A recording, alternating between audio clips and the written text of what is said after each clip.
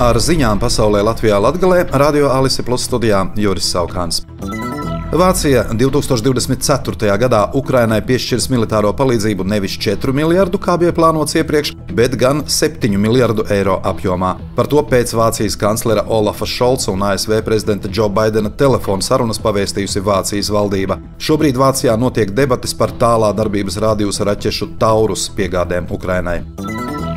Francijas prezidents Emmanuels Makrons vakar paziņoja, ka Francija piegādās Ukrainai vēl apmēram 40 tāldarbības spārnotās raķetes Scalp, kā arī simtiem bumbu. Makrons preses konferencē sacīja reportieriem, ka Eiropas prioritātei ir jābūt neļaut Krievijai uzvarēt, un paziņoja, ka februārī viņš pats apmeklēs Kijivu. Ļaut Krievijai uzvarēt nozīmētu pieņemt to, ka starptautiskās tiesības netiek respektētas, teica Makrons, piebilstot, ka Francija izstrādā jaunu divpusējas drošības vienošanos ar Ukrainu, par kuru tikšot paziņots februārī vizītes laikā.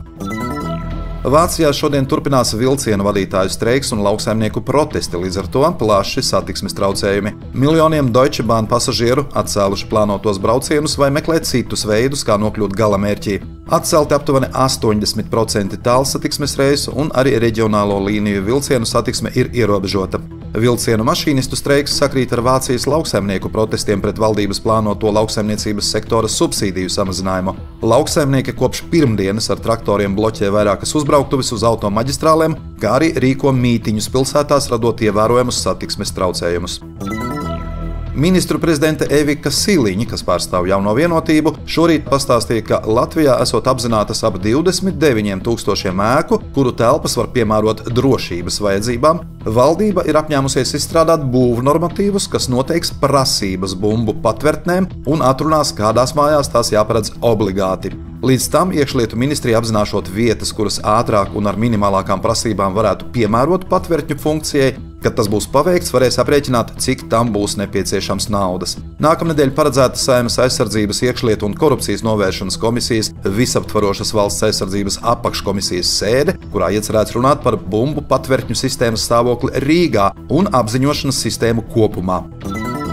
Pieaugot gripas izplatībai, Slimību profilakses un kontroles centrs no šā gada 12. janvāra izsludinājis gripas epidēmiju. Arī Daugavpils reģionālajā slimnīcā iedzīvotājiem jāievēro papildus epidemioloģiskās drošības prasības, jo no 12. janvāra iestādē noteikta karantīna. Personām ierodoties slimnīcā obligāti jālieto sejas aizsarga maskas un bahilas, pacientus drīkst apciemot tikai ar ārsta saskaņojumu, savukārt pienesumus pacientiem drīkst nodot katru dienu no 11. līdz 6. vakarā.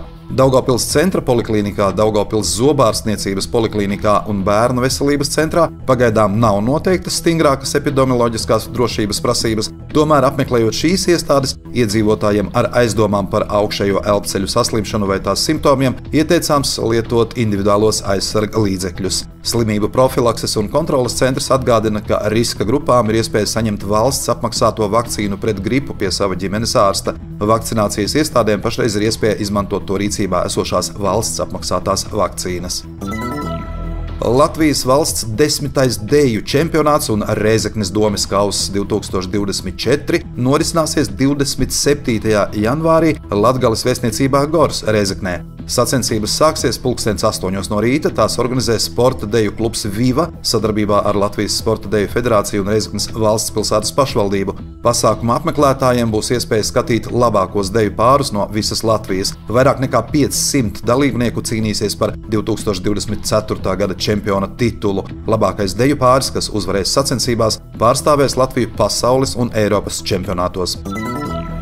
Medniekus un aktīvās atpūtas cienītājus aicina piedalīties svētkos Latgales mednieku kauss 2024. Tas aizritēs Krāslavas novada Skaistas pagasta Ļaksos poligonā šā gada 3. februārī. Pasākumā paredzētas mednieku sacensības, kulinārijas konkurss, medību virtuves degustācija, izloze ar balvām, konkursi un viktorīnas bērniem, jauniešiem un ģimenēm. Pasākumu rīko mednieku kolektīvs Skaistas mednieks sadarbībā ar Krāslavas novada pašvaldību un Latvijas mednieku savienību.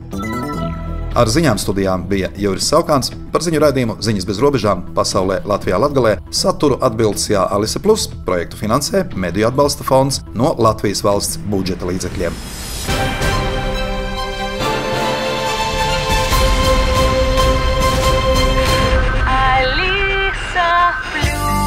Radio